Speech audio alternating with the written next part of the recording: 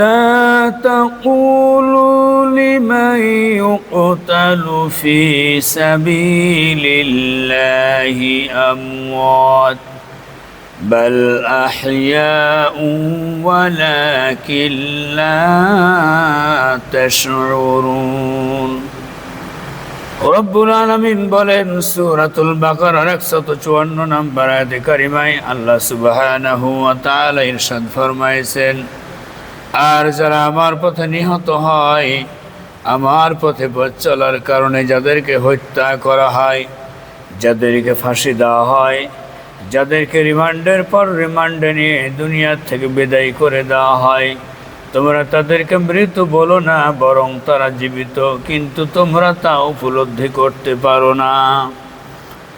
এই মৃত্যু হতে হবে আল্লাহর পথে, সাবিলিল্লাহর পথে, দিন কায়েমের পথে, ইসলামী আন্দোলন করতে গিয়ে, আল্লাহর জমিনে আল্লাহর দিনকে সমাজে প্রতিষ্ঠিত করার আন্দোলন করতে গিয়ে যাদেরকে হত্যা করা হবে, যাদেরকে নিহত করা হবে, যাদেরকে ফাঁসিতে ঝুলিয়ে দিয়ে দুনিয়ার থেকে বিদায় করে দেওয়া হবে, আল্লাহ রাব্বুল আলামিন বলেন তারা শহীদ, তাদেরকে তোমরা মৃত বলো না, বরং তারা জীবিত, কিন্তু তোমরা তা উপলব্ধি করতে পারো না। আল্লাহ রাব্বুল আলামিন অন্যত্র ইরশাদ ফরমায়েছেন, ওয়ালা তাহসাবান্নাল্লাযীনা উতিলু ফি সাবিলিল্লাহি আমওয়াতা বাল আহইয়াউন ইনদা রাব্বিহিম ইউরযাকুন। রব্বুল আলামিন সূরাতুল আল ইমরানের 169 নম্বর আয়াতে কারিমায় ইরশাদ ফরমায়েছেন, আর যারা আমার পথে নিহত হয়, আমার পথে যাদেরকে হত্যা করা হয়, ফাঁসিতে ঝুলিয়ে দিয়ে দুনিয়ার থেকে বিদায় করে দেওয়া হয়, দিনের পর দিন রিমান্ডে নিয়ে আমার গোলামদেরকে দুনিয়ার থেকে বিদায় করে দেওয়া হয়, তোমরা তাদেরকে মৃত বলো না, বরং তারা জীবিত, এবং আমি আল্লাহ তাআলার পক্ষ থেকে তারা রিজিক প্রাপ্ত। সুবহানাল্লাহ। আল্লাহ রাব্বুল আলামিন তার পথে যারা নিহত হয়, আল্লাহ রাব্বুল আলামিন তাদের প্রসঙ্গে বলছেন তারা মৃত নয়, তারা জীবিত, কিন্তু তোমরা তা উপলব্ধি করতে পারো না। আমার প্রিয় ভাইরা, তাবুকের যুদ্ধ সংগঠিত হবে।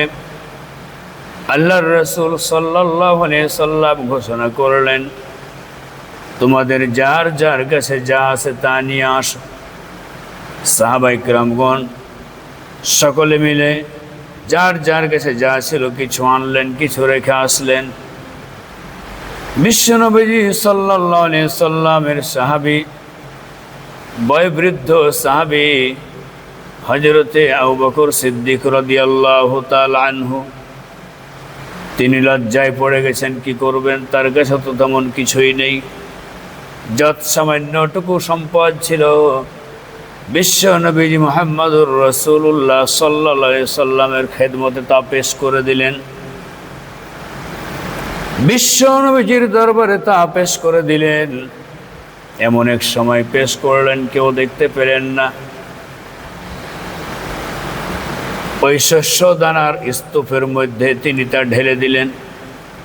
আরশ আজিম থেকে রব্বুল আলামিন দেখেছেন বিশ্ব নবীজি মুহাম্মদুর রাসূলুল্লাহ সাল্লাল্লাহু আলাইহি সাল্লামের কাছে,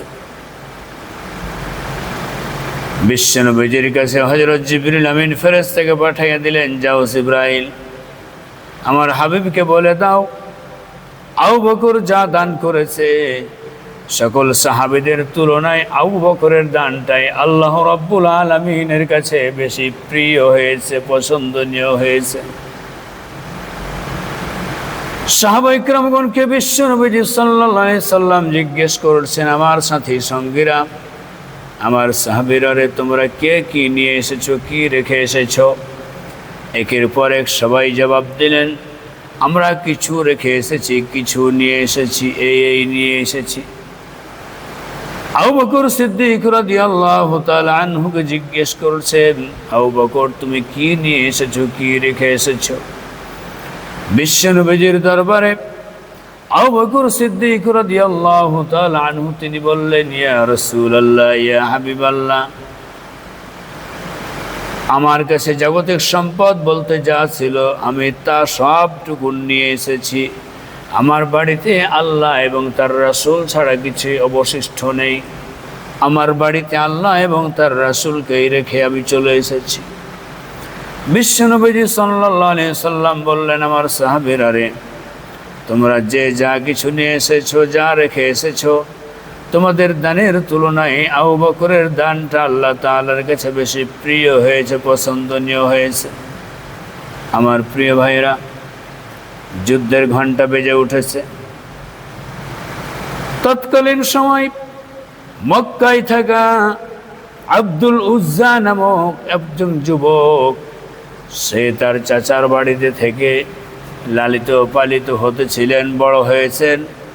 চাচার যাবতীয় কাজ কাম দেখাশোনা করতেন, চাচার বাড়িতেই থাকতেন। ওই রাস্তা দিয়েই একজন ব্যক্তি ওই পথ ধরে চলাফেরা করতেন। ওই যুবক তার চাচাকে বলছেন, চাচা গো, এই রাস্তা দিয়ে একটি যুবক মানুষ এই রাস্তা দিয়ে চলাফেরা করে, আপনি কি তাকে চিনেন? বলো, হ্যাঁ চিনি। ওই লোকটি সম্পর্কে আপনার ধারণা কেমন? বললেন, ভালো ধারণা। সে হচ্ছে আব্দুল্লাহর পুত্র মুহাম্মদ। লোকটি খুব ভালো। ভাতিজা বলতেছেন, চাচা গো, ওই লোকটি সম্পর্কে যখন ভালো ধারণা করলেন, যখন ভালো মন্তব্য করলেন, চাচা আপনি যদি চান কালেমা পড়তে পারেন। চাচা আপনি কি কালেমা পড়বেন না? মুসলমান হবেন না? চাচা বলছে, যা বললে দ্বিতীয়বার এমন কথা আর একটিবারও বলবে না। ওই অবস্থায় ভাতিজা চাচাকে সামনে রেখে ঘোষণা করছেন, চাচা গো, আমি দীর্ঘদিন ধরে অপেক্ষা করছিলাম, আপনি যদি কালেমা পড়ে মুসলমান হয়ে যান তাহলে আমার জন্য কালেমা পড়া সহজ হয়ে যাবে, মুসলমানের হওয়ার রাস্তাটা সহজ হয়ে যাবে। আপনি যখন ঘোষণা করলেন কালেমা পড়বেন না, আমি আপনাকে সামনে রেখে মহান আল্লাহ রাব্বুল আলামিনকে সাক্ষী রেখে ঘোষণা করলাম, লা ইলাহা ইল্লাল্লাহু মুহাম্মাদুর রাসূলুল্লাহ। কালেমা পড়ে ফেললেন চাচার সামনে। চাচা বলছে, তুমি কি জানো এই কালেমার মানে কি? বলে, হ্যাঁ জানি, আর জানবেও তো বটে, যেহেতু আরবি ভাষাভাষী মানুষ। তার চাচা বলছেন, কালেমার আসল অর্থ এটি নয়। কালেমার অর্থ হলো, আমি তোমাকে যাহা কিছু সম্পদ সম্পত্তি দিয়েছি, সকল সম্পদ সম্পত্তিটুকু আমার কাছে ফেরত দিতে হবে। ভাতিজা মুহূর্তের মধ্যে ঘোষণা করলেন, চাচা এই নিন আপনার সকল সম্পদ সম্পত্তি। সব দিয়ে দিলেন।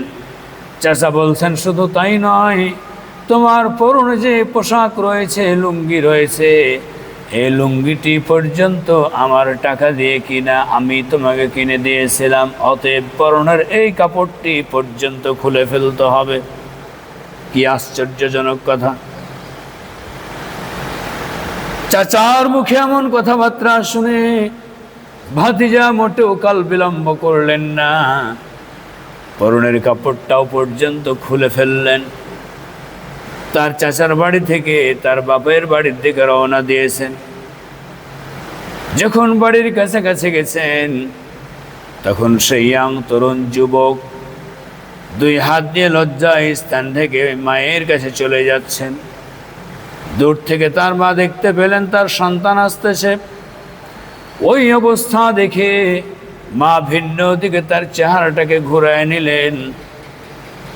সন্তান বলছে, মা আমি বাড়ির দিকে যাব না, যদি এমন কিছু পোশাক থাকে তুমি আমাকে দাও, আমি লজ্জায় স্থানটা ঢেকে বিশ্ব নবী মুহাম্মদুর রাসূলুল্লাহ সাল্লাল্লাহু আলাইহি সাল্লামের কদম মোবারকে চলে যাব।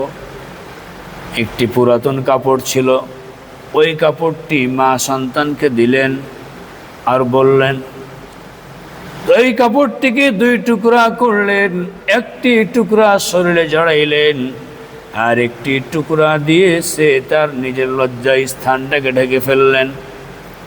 আব্দুল্লাহ জুল ওয়াজাদাইন দুই টুকরা কাপড়ের মালিক। এই দুই টুকরা কাপড় পরিধান করে বিশ্ব নবীজি মুহাম্মদুর রাসূলুল্লাহ সাল্লাল্লাহু আলাইহি সাল্লামের কদম মোবারকে চলে গেলেন, বিশ্ব নবীর সন্ধানে চলে গেলেন, নবীজির সামনে গেলেন, সকল বৃত্তান্ত খুলে খুলে বললেন। আল্লাহর রাসূল যুবককে বলছেন, যুবক তুমি কি চাও? তিনি বললেন, আমি কালেমা পড়ে মুসলমান হতে চাই। বিশ্ব নবীজি সাল্লাল্লাহু আলাইহি সাল্লাম সে আব্দুল্লাহ জুল ওয়াজাদাইন তথা আব্দুল উজ্জাকে কালেমা পড়াইলেন, মুসলমান হয়ে গেল। আল্লাহর নবী মুহাম্মদুর রাসূলুল্লাহ সাল্লাল্লাহু আলাইহি ওয়াসাল্লাম তিনি ঘোষণা করলেন, আজ থেকে তোমার নাম আব্দুল উজ্জা নয়, আজ থেকে তোমার নাম আব্দুল্লাহ। বিশ্ব নবী মুহাম্মদুর রাসূলুল্লাহ সাল্লাল্লাহু আলাইহি ওয়াসাল্লাম সেই নব্য মুসলমান আব্দুল্লাহকে কালেমা পড়ায়া দিয়া আহলে সুফফাদের কাছে রেখে দিলেন, আহলে সুফফাদের কাছে দিয়ে দিলেন, আর বললেন, তোমার ভাইকে কোরআন পড়া শেখাও, কোরআনুল কারীম তেলাওয়াত করা শেখাও। কোরআনুল কারীম তেলাওয়াত করা শিখলেন সময়ের মধ্যেই। সাহাবা ইকরামগণ সকলেই যখন বিশ্রামে থাকেন, ঘুমের মধ্যে থাকেন, রাত্রিকালীন সময় আব্দুল্লাহ জোরে জোরে করে কোরআনুল কারীম তেলাওয়াত করতে থাকেন। আল্লাহ রাব্বুল আলামিন বলেছেন, ইন্নামাল মুমিনুনা আল্লাযীনা ইযা যুকিরাল্লাহু ওয়াজিলাত কুলুবুহুম, নিঃসন্দেহে প্রকৃত মুমিন তারাই, আমার যখন তারা জিকির করে, আমার যখন স্মরণ করে, আমার যখন জিকির করে, তখন তাদের অন্তরটা আল্লাহ রাব্বুল আলামিনের ভয়ে কেঁপে কেঁপে ওঠে। ওয়াইযা তুলিয়াত আলাইহিম আয়াতুহু, আর যখন তারা আমার কোরআনুল কারীম তেলাওয়াত করে, তখন কোরআনুল কারীম তেলাওয়াত যখন অর্থ বুঝে বুঝে কোরআনুল কারীম তেলাওয়াত করে, তখন তাদের ঈমানটা বহু বহু গুণে বৃদ্ধি পেতে থাকে। ওয়া আলা রাব্বিহিম ইয়াতাওয়াক্কালুন, এবং তারা সদা সর্বদা কেবলমাত্র আল্লাহ রাব্বুল আলামিনের উপরে তাওয়াক্কুল করে, ভরসা করে। আমার প্রিয় ভাইরা, আল্লাহ রাব্বুল আলামিনের কোরআন তেলাওয়াত করলেই, কোরআন তেলাওয়াতের অর্থ বুঝে বুঝে পড়লেই, অনুধাবন করার চেষ্টা করলেই ঈমানদারদের ঈমান বৃদ্ধি পেতে থাকে। এটি হচ্ছে মহান মাবুদের পক্ষ থেকে ঘোষণা। তারা বিপদ আপদ মুসিবতে ভেঙে পড়ে না, সদা সর্বদা আল্লাহ রাব্বুল আলামিনের প্রতি তারা তাওয়াক্কুল করে, ভরসা করে। জোরে জোরে করে কোরআনুল কারীম তেলাওয়াত করছেন আব্দুল্লাহ। সাহাবা ইকরামদের মধ্য থেকে কেউ কেউ অভিযোগ করলেন বিশ্বনবীর কদম মোবারকে, ইয়া রাসূলুল্লাহ, ইয়া হাবিবাল্লাহ, আমরা যখন বিশ্রাম করি, আব্দুল্লাহ তখন জোরে জোরে কোরআনুল কারীম তেলাওয়াত করতে থাকে। বিশ্ব নবীজি মুহাম্মদুর রাসূলুল্লাহ সাল্লাল্লাহু আলাইহি সাল্লাম বললেন, আমার সাহাবীরা রে, আব্দুল্লাহর যত জোরে মন চাই তত জোরেই তাকে কোরআনুল কারীম তেলাওয়াত করতে দাও, কারণ তার ঈমানটা হচ্ছে অনেক বড়, অনেক দামের ঈমান। ঈমান আনার কারণে আব্দুল্লাহ নিজের জাগতিক সম্পদ কিছুই আনতে পারেন নাই। ঈমান আনার কারণে পরনের লুঙ্গিটা পর্যন্ত খুলে আসত হয়েছে, পরনের পোশাকটা ছেড়ে আসত হয়েছে। অতএব আব্দুল্লাহর ঈমানটা অনেক বড় দামের ঈমান। কখনো তোমরা তাকে তার তেলাওয়াতে বাধাগ্রস্ত করো না। আমার প্রিয় ভাইরা, হঠাৎ করেই যুদ্ধের দামামে বেজে উঠল। সাহাবা ইকরামগণ সকলে প্রস্তুতি নিচ্ছেন যুদ্ধে যাওয়ার জন্য। আল্লাহর নবী সাহাবা ইকরামদেরকে তৈরি করছেন যুদ্ধের ময়দানে কাফেরদের সাথে লড়াই করে, সেই যুদ্ধের ময়দানে যাওয়ার জন্য প্রস্তুতি নিচ্ছেন। আব্দুল্লাহ চলে আসলেন, বিশ্ব নবীজির কদম মোবারকে বলছেন, ইয়া রাসূলুল্লাহ, ইয়া হাবিবাল্লাহ, আমিও যুদ্ধের ময়দানে যেতে চাই। সকল সাহাবা ইকরামদের কাছে অস্ত্রে শস্ত্রে সুসজ্জিত হয়েছেন। অপরদিকে আব্দুল্লাহ যখন চলে আসলেন, বিশ্ব নবীজি সাহাবা ইকরামদেরকে বললেন, যাও তোমরা কেউ খেজুরের একটি গাছের বাকল নিয়ে আসো। সেটি নিয়ে আসা হলো। আল্লাহর নবী খেজুরের বাকলটা আব্দুল্লাহর হাতে তুলে দিলেন, আর আল্লাহ রব্বুল আলামিনের কাছে দোয়া করলেন, রব্বুল আলামিন, এই আব্দুল্লাহর রক্ত কাফেরদের জন্য আমি হারাম করে দিলাম। আব্দুল্লাহ কেঁদে কেঁদে জার জার হয়ে যাচ্ছেন। ইয়া রাসূলুল্লাহ, আমি ইচ্ছে পোষণ করেছি কাফেরদের সাথে লড়াই করে নিজের জীবনটাকে কোরবান করে দেব, আর আপনি আমার জন্য দোয়া করছেন, কাফেরদের জন্য আমার রক্ত হারাম করে দিলেন। নবীজি সাল্লাল্লাহু আলাইহি সাল্লাম বললেন, আব্দুল্লাহ, তুমি যদি জ্বরের মধ্যে পড়ে থেকেও দুনিয়ার থেকে বিদায় নাও, আল্লাহ রাব্বুল আলামিন তোমাকে শাহাদাতের মর্যাদা দান করে দেবেন। যুদ্ধের ময়দান থেকে ফিরে আসলেন। কিছুদিন পরেই অসুস্থ হয়ে পড়লেন। কয়েকদিন জ্বর ভোগ করার পরেই বিশ্ব নবীজি সাল্লাল্লাহু আলাইহি সাল্লামের সাহাবী আব্দুল্লাহ দুনিয়া থেকে বিদায় গ্রহণ করলেন।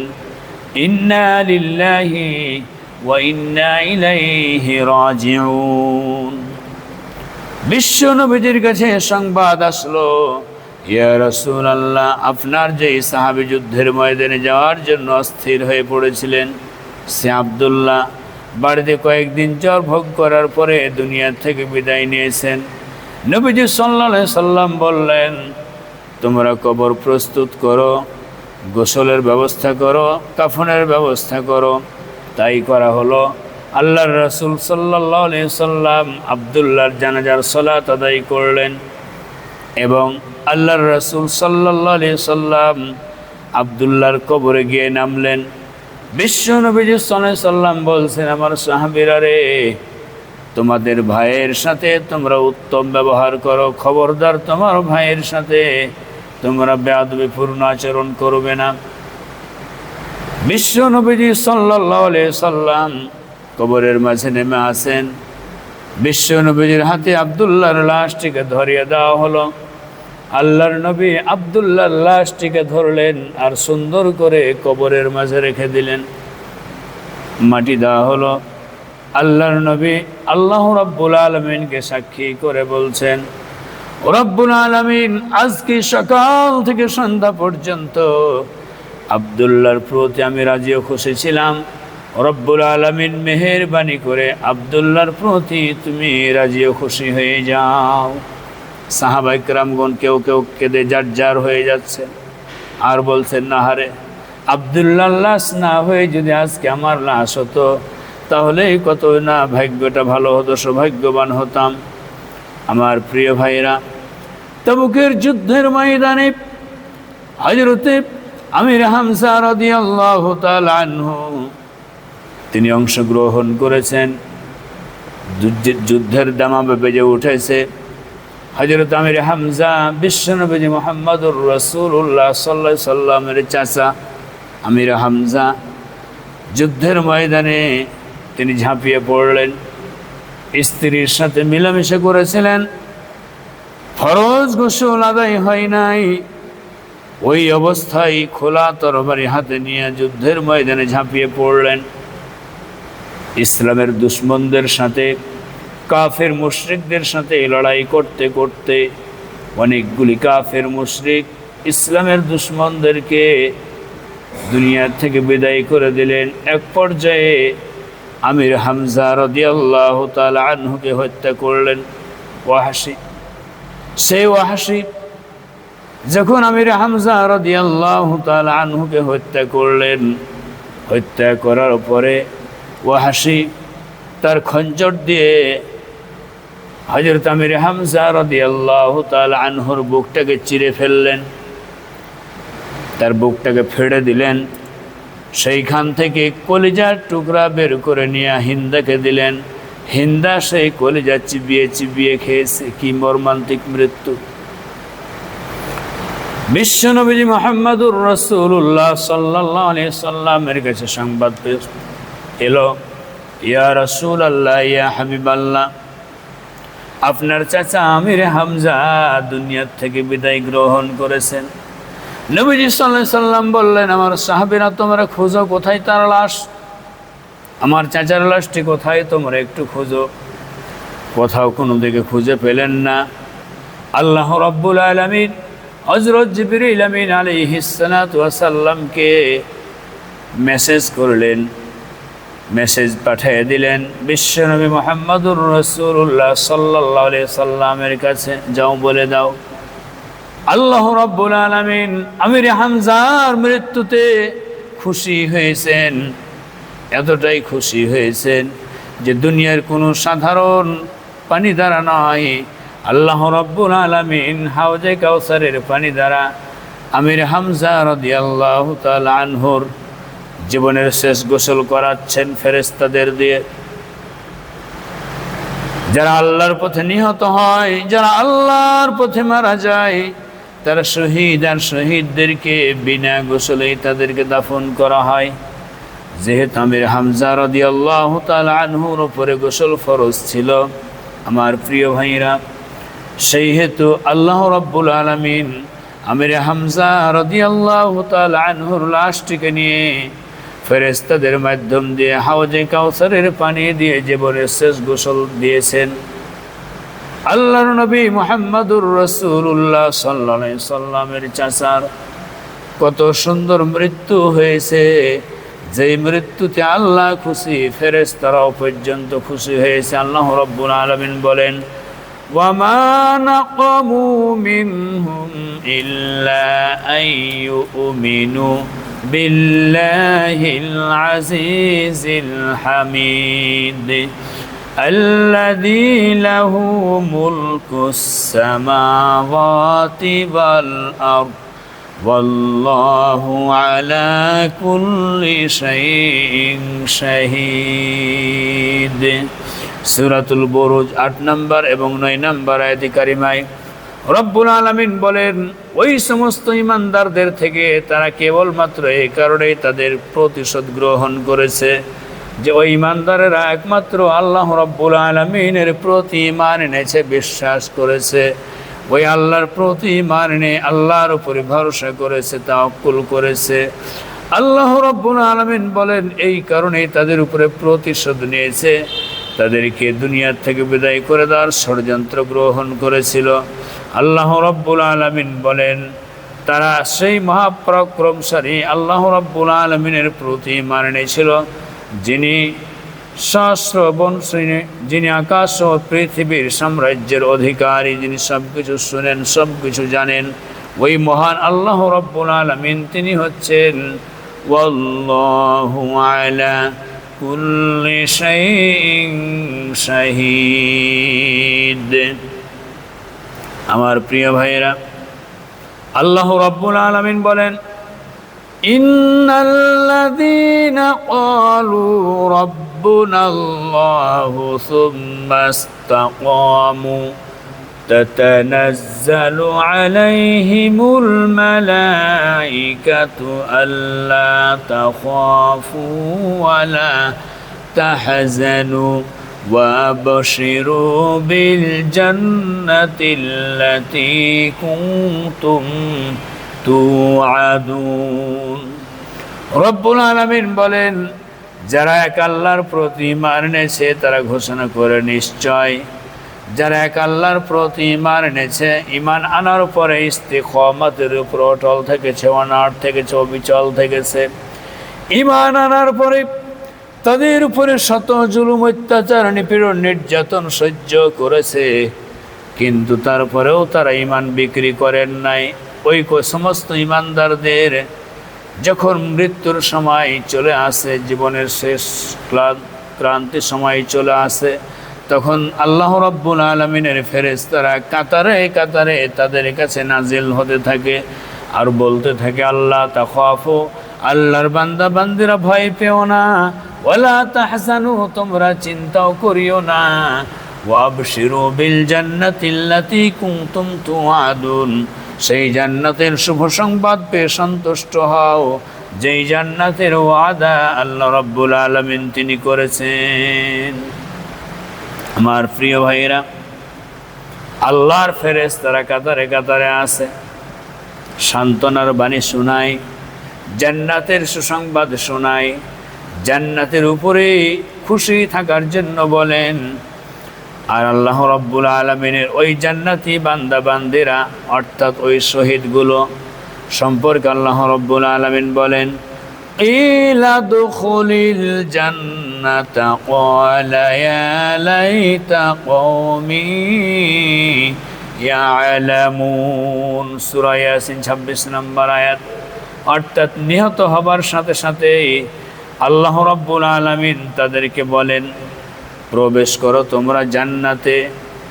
জান্নাতে যখন তারা প্রবেশ করে তখন তারা বলে, হায় হায়, যদি আমাদের জাতিরা, আমার জাতিরা যদি লোকেরা বুঝতে পারতো আমাদের মর্যাদা কত বেশি, আমাদের মর্যাদা সম্পর্কে যদি তারা জানতে পারত, তাহলে তারা দুনিয়ার জীবনটাকে তুচ্ছ মনে করত, নগণ্য মনে করত। তারা আখিরাতের জীবনে আল্লাহ রাব্বুল আলামিনের কাছে, তার কাছ থেকে জান্নাত পাওয়ার আশায় তারা মত্ত হয়ে যেত।